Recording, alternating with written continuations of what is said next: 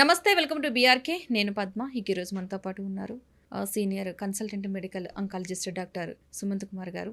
వారిని అడిగి అసలు క్యాన్సర్ అనేది ఈ మధ్య కాలంలో ఎక్కువగా వింటున్న మాట, దాంతో ఎంతమంది బాధపడుతున్నారో కూడా తెలిసిన అంశమే. దాని గురించి మాట్లాడే ప్రయత్నం అయితే చేద్దాం. నమస్తే డాక్టర్ గారు. ప్రత్యేకించి ఈ క్యాన్సర్ పేషెంట్లు చేసే పొరపాట్లు ఏముంటాయంటారు అసలు? ఎందుకంటే వాళ్ళు అంత స్టేజ్ వరకు తెచ్చుకోవడం ఒకటి, అండ్ ట్రీట్మెంట్ ప్రాపర్గా తీసుకోకపోవడం ఒకటి అవ్వచ్చు. అది అసలు కాకుండా పక్కింటి వాళ్ళు వెనకింటి వాళ్ళు కొంచెం చెప్పే వాటికి ఇన్ఫ్లుయెన్స్ అయిపోవడం, అంతే.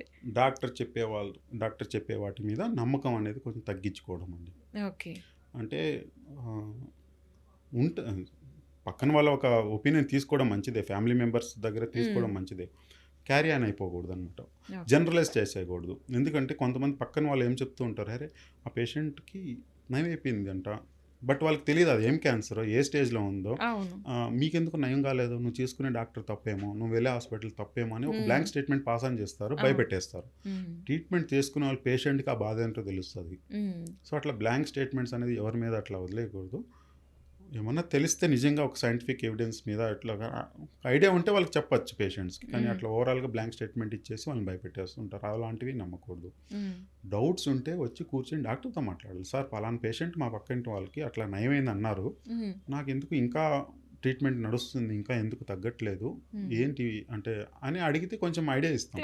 వాళ్ళకి ఏం క్యాన్సర్ అమ్మా, అది ఎందుకు అట్లా తగ్గిందంటే ఆ స్టేజ్ అయిండొచ్చు అని వాళ్ళు ఏమైనా కొంచెం డీటెయిల్స్ బయట పెడితే చెప్పగలుగుతాం. ఆ టైం ఇవ్వాలి మనకు ఆ డౌట్లు అనేది మనల్ని వచ్చి అడిగితే మనం కొంచెం ఎక్స్ప్లెయిన్ చేయగలగాలి. ప్రీఫిక్స్డ్ మైండ్ అనేది ఎప్పుడు ఉండకూడదు పేషెంట్కి. ముందే ఒక ఇదే అని అనుకుని రాకూడదు. కొంచెం అట్లీస్ట్ మనం ట్రస్ట్ చేయగలగాలి పేషెంట్. మనం ఇచ్చే ట్రీట్మెంట్ మీద వాళ్ళకి కొంచెం నమ్మకం కలగాలి.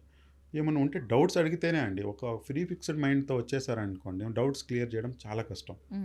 మీరు ఏది చెప్పినా కానీ మీరు ఒక బిల్ వేయడానికి చెప్తారేమో, అనవసరమైన ఇన్వెస్టిగేషన్ చేయిస్తారేమో అని అడుగుతూ ఉంటారు కొంతమంది. మైండ్లో ఉంటుంది, డైరెక్ట్గా చెప్పకపోవచ్చు వాళ్ళు.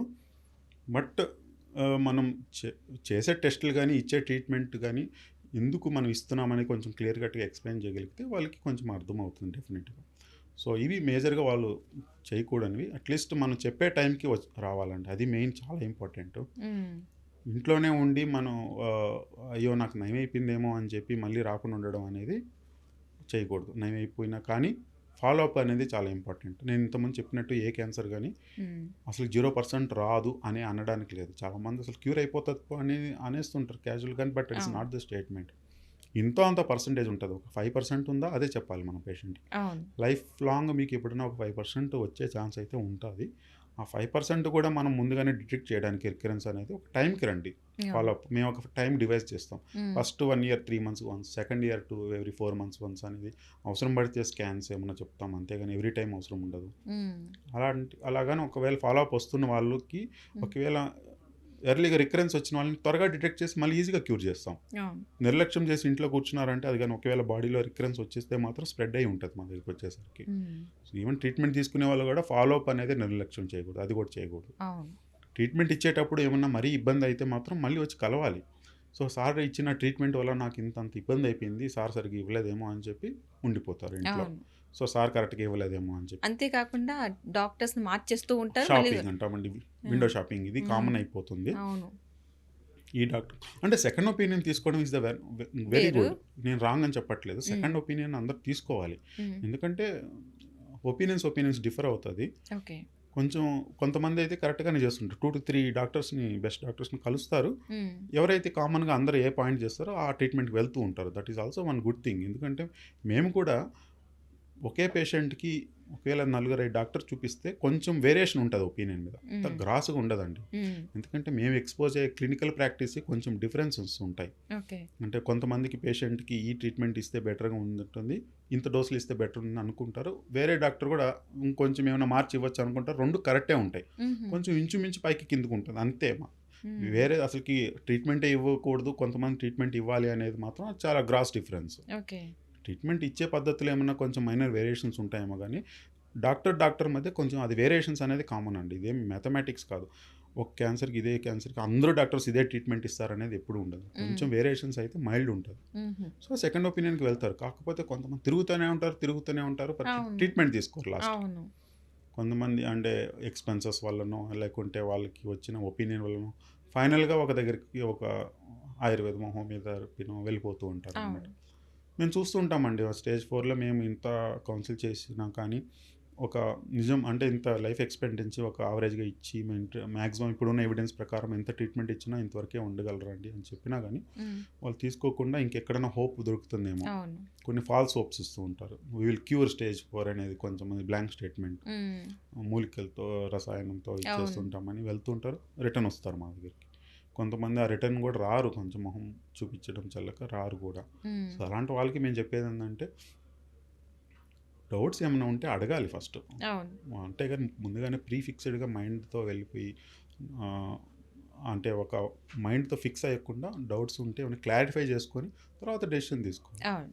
సో సింపుల్గా ఊరికే ఒక అపోహత వాళ్ళు వీళ్ళు చెప్పారని చెప్పి వెళ్ళకూడదు. ఓకే. ఎస్పెషలీ క్యాన్సర్కి సంబంధించిన ఆంకాలజిస్ట్ ఒపీనియన్ అనేది చాలా ఇంపార్టెంట్. హ్మ్. అంటే చాలామంది డాక్టర్స్ చాలా ఒపీనియన్స్ ఇస్తూ ఉంటారు, మేము చూస్తూ ఉంటాము. హ్మ్. బట్ మేము ఏంటంటే కొంచెం ఆ నాలెడ్జ్ అప్ టు డేట్ ఉంటాం అనమాట. ఇప్పుడు ఆంకాలజిస్ట్ కాబట్టి స్పెసిఫిక్గా మేము క్యాన్సర్కి సంబంధించిన ట్రీట్మెంట్ ఇప్పుడేం నడుస్తున్నాయి, రీసెంట్ అడ్వాన్సెస్ ఏంటి అనేది మేము అప్ టు డేట్లో ఉంటాం కాబట్టి హ్మ్. ఇప్పుడు ఫలానా ట్రీట్మెంట్ నడుస్తుంది, ఇంకా బెటర్ ట్రీట్మెంట్ ఆప్షన్స్ ఉన్నాయనేది చెప్పగలం. అవును. మాకు వేరే డాక్టర్ సర్జన్స్ ఆర్ ఫిజిషియన్స్ వీళ్ళు అనుకోండి ఒక ఐడియా ఉంటుందే కానీ హ్మ్. ఖచ్చితంగా ఈ ట్రీట్మెంట్ ఈ బెనిఫిట్ ఉంటుందని చెప్పడం అనేది కొంచెం కష్టం ఉంటుంది. అవును. అందుకని చాలామంది మా దగ్గరికి పంపిస్తూ ఉంటారు. బట్ వాళ్ళు కూడా కొంతమందికి స్టేజ్ 4 కదా, ఏం ట్రీట్మెంట్ ఇప్పించుకుంటారులే ఇంట్లో ఉండండి అని కూడా అన్ని వాళ్ళు ఉన్నారు. అవును. But at least they have to know that at least ఒక మా దగ్గర పంపిస్తే whether it is at least can be controlled, అవును. క్వాలిటీ ఆఫ్ లైఫ్ ఏమైనా ఇంప్రూవ్ చేయగలమా లేదనేది చెప్పచ్చు. హ్మ్. 8 ఇయర్స్ ఫీమేల్కి కూడా మనం కొంచెం క్వాలిటీ ఆఫ్ లైఫ్ ఇంప్రూవ్ చేయొచ్చండి. అంటే మా దగ్గరికి వచ్చిన వాళ్ళలో సర్విక్స్ పేషెంట్ అనుకోండి, సపోజ్ 80 ఇయర్స్, ఏమీ ట్రీట్మెంట్ ఇచ్చి క్యూర్ చేద్దామని ఉద్దేశం కాదు. హ్మ్. ఆమెకు మహా అయితే ఏముంటాయి, నొప్పులు ఉంటాయి, ఆకలి ఉండదు, అవును. వామిటింగ్స్ ఉంటాయి, మోషన్ సరిగా రాదు, యూరిన్ సరిగా రాదు. హ్మ్. ఇవన్నీ మేము ట్రీట్మెంట్ కొంచెం ఆమె పెయిన్ ఉంటుంది చాలా వరకు, సివియర్ పెయిన్. హ్మ్. వాళ్ళకి కొంచెం ఓపియాయిడ్స్ అన్ని ఇవి పెడుతుంటాం పెయిన్ తగ్గించడానికి.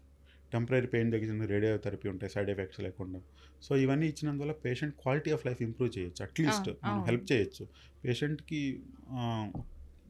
Last end of the care ఎట్లా ఉండాలండి, కొంచెం సాఫీగా ఏ ఉండాలి. అవును. పెయిన్ఫుల్ డెత్ అనేది is not good thing no. So ఆ పెయిన్ లేకుండా అట్లీస్ట్ వాళ్ళ అటెండర్స్కి కొంచెం హ్యాపీనెస్ ఇస్తూ అవును. వీళ్ళకి కూడా కొంచెం కంఫర్ట్ కేర్తో ఇస్తూ patient end of the life కేర్ని బాగా చూసుకునేలాగా ఉండాలి. అది పెలేటివ్ కేర్ అంటాం. సో అవును. దీంట్లో కూడా ట్రైన్ అయి ఉంటాం కాబట్టి పెలేటివ్ కేర్ కూడా పేషెంట్ ఎండ్ ఆఫ్ ది లైఫ్లో ఎలాంటి జాగ్రత్తలు తీసుకోవాలి, ఎట్లా ట్రీట్మెంట్ ఇచ్చుకుంటే కొంచెం patient quality of life improve అవుతుంది అనేది కూడా హ్మ్. మేము చేస్తూ ఉంటాం. ఓకే. రైట్. థ్యాంక్ యూ అండి. థ్యాంక్ యూ సో మచ్ అండి. అసలు క్యాన్సర్‌కి సంబంధించి అందరికీ ఉండే అపోహలన్నిటికి కూడా ఒక వాళ్ళకి ఆలోచన వచ్చేటట్టు చేశారు. Thank you so much thank అండి. యూ. సో చూసారు కదండీ! ఇది ఇవాల్టి వీఆర్‌కే హెల్త్ మంచి టాపిక్‌తో మరొక టాపిక్‌తో మీ ముందుకొస్తాం. నమస్తే.